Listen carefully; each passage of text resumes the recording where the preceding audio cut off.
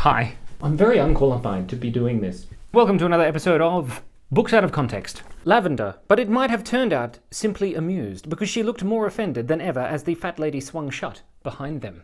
Guess which book that comes from.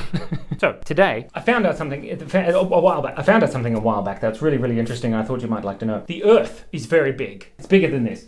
Much bigger. I learned that the Earth's atmosphere, relative to the size of the planet, is super thin.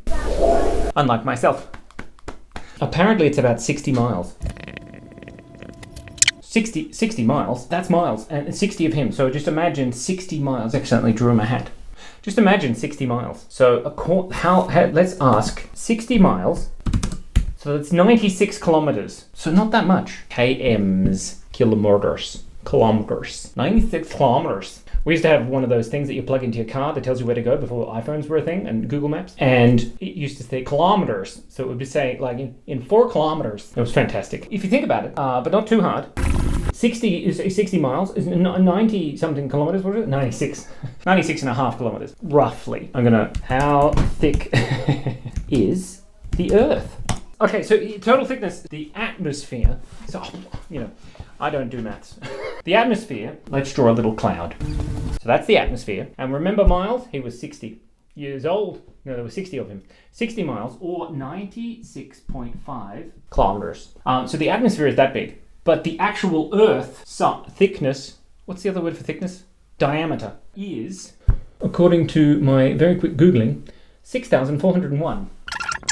That's crazy. Wow. We'll get to the point. Say this is the edge of the Earth. From this point to the bottom of the Earth, the South Pole, so North Pole to the South Pole, this isn't to scale, is 6,401 kilometers. So the atmosphere is tiny thin, super tiny thin. It's probably like the thickness of this texture thing. I did hear Neil deGrasse Tyson probably explain it about 4,870, about 6,401 kilometers, 6,401% better than I did. That if you had a big, vast ball of the Earth at the size of a beach ball, the atmosphere would only be like 2 or 3 layers of varnish on the outside. I don't know why you'd be varnishing a beach ball. That doesn't seem like a good idea. Especially if you threw it, it would all crack. Although that would be really cool. God, I wish I had a beach ball and some varnish. So I just did some further research and I learnt that there's all kinds of different spheres. There's the exosphere, there's the thermosphere, where all the thermoses come from. There's the mesosphere, there's the stratosphere, and then there's the troposphere, where all of the pineapples come from. But they're all different thicknesses. So the troposphere is 12 kilometers thick, but the mesosphere is 80, roughly. So it depends. This person here, Eric, on August the 14th, 2020, he suggested that an orange is a good analogy. So if you imagine an orange, we've got a perfect circle here we can use. Oh, wrong way. Imagine an orange. That is really cool. Really quite lovely. Imagine this orange. The thickness of the skin is the thickness of the entire atmosphere. So you could say that the Earth's atmosphere does go about 500 kilometers away from the surface of the Earth, but there's no way we could survive, 400 kilometers up into the sky. Our survivable atmosphere is quite thin, and I think it's probably the mesosphere. I don't know. I'm very unqualified to be doing this. Do your own research. So the important thing is to remember that the Earth is very big, and the atmosphere is quite big, but not quite as big as the Earth's bigness.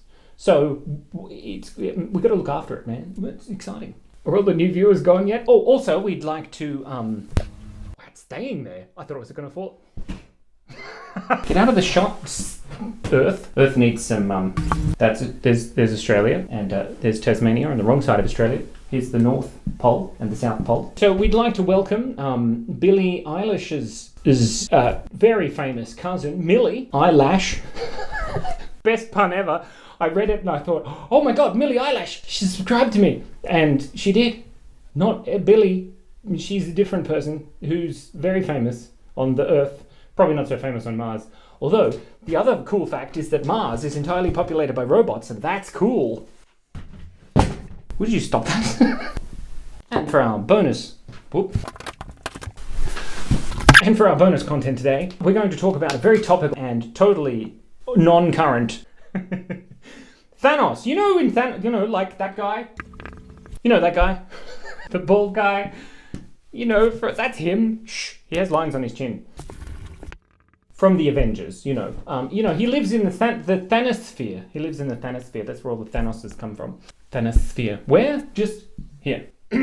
So anyway, Thanos, his idea, well, he had that glove thing with all of the magic diamonds in it, and he clicked his fingers.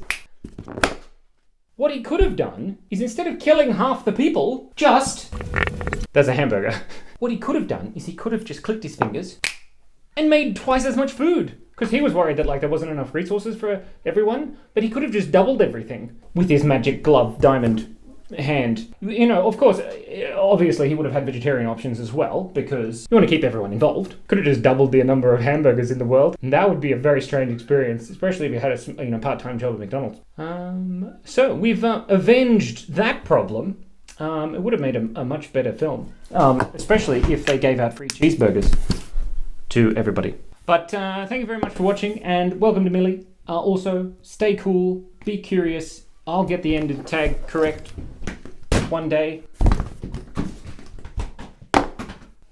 Be kind, be curious, and stay awesome.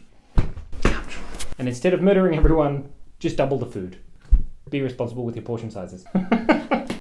I didn't have this on that whole time. No. The audio is going to be so bad, but I don't have time to re-record it, so I apologize, especially to you, Millie. I apologize for a lot of things, but not for my Crocs. They're amazing. Not a sponsor.